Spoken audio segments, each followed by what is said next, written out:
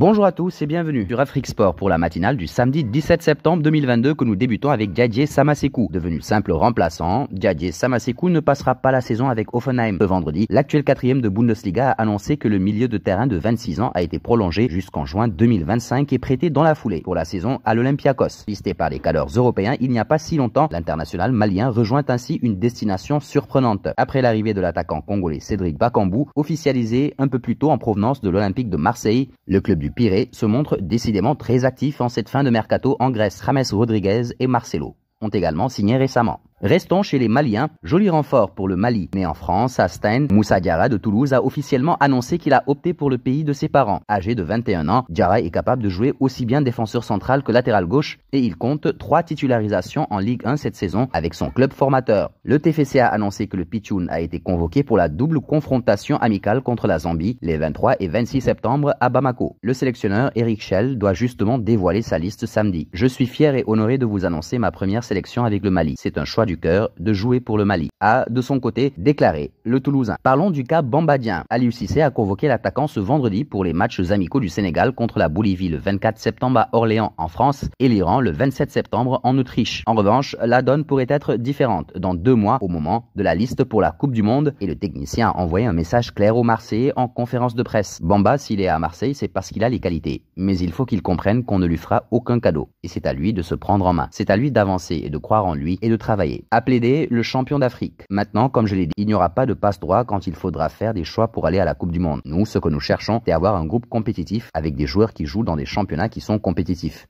a prévenu le sélectionneur sénégalais. Et un saut en France. SoFoot est maintenant Romain Molina, alors que la ministre des Sports a lancé un audit après l'enquête de SoFoot sur des allégations de harcèlement sexuel à la Fédération française de football, qui elle porte plainte contre SoFoot. Romain Molina, journaliste indépendant, publie une enquête sur plusieurs actes d'agression sexuelle, de harcèlement ou encore de violence sur mineurs sur divers sites de la Fédération, dont Clairefontaine. Dans cette enquête intitulée 40 ans de silence, publiée sur Josima Football, le journaliste français assure que Noël Le Graët, actuel président de la 3F et d'autres hauts responsables de la dite fédération ont dissimulé de multiples cas d'abus sexuels. Les différentes ministres et membres du gouvernement de l'époque assurent ne pas avoir été mis au courant de ces affaires. Un passage en Italie. Malgré un début de saison difficile et 2 défaites de suite en Ligue des Champions, la direction de la Juve n'y arrive pas. Pour autant, selon la Gazzetta dello Sport, l'entraîneur Massimiliano Allegri n'est pour le moment pas menacé grâce notamment à un contrat en béton signé jusqu'en 2025, 7 millions d'euros par an plus des bonus. Grâce à cela, Max, comme on l'appelle,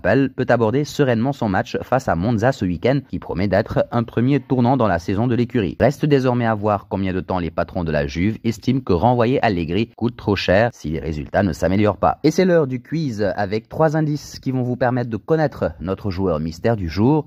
Premier indice, je suis un attaquant de 20 ans évoluant en Angleterre. Deuxième indice, j'ai déjà joué pour 3 clubs dont Malmö FF.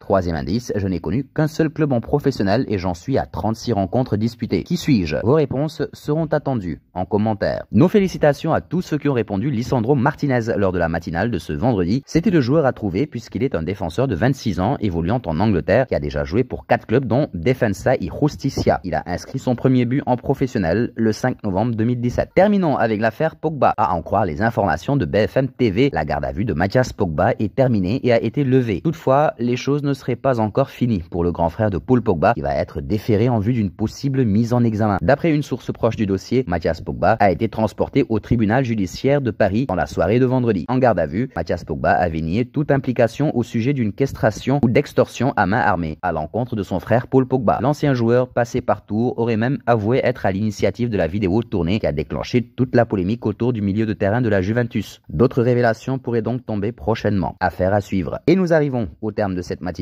que nous bouclons avec la question du jour. Êtes-vous d'accord avec la sélection en équipe nationale de Bambadien? Vos réponses seront attendues en commentaire. En attendant, n'hésitez pas à vous abonner sur Afrique Sport pour ne rien manquer du football continental et international.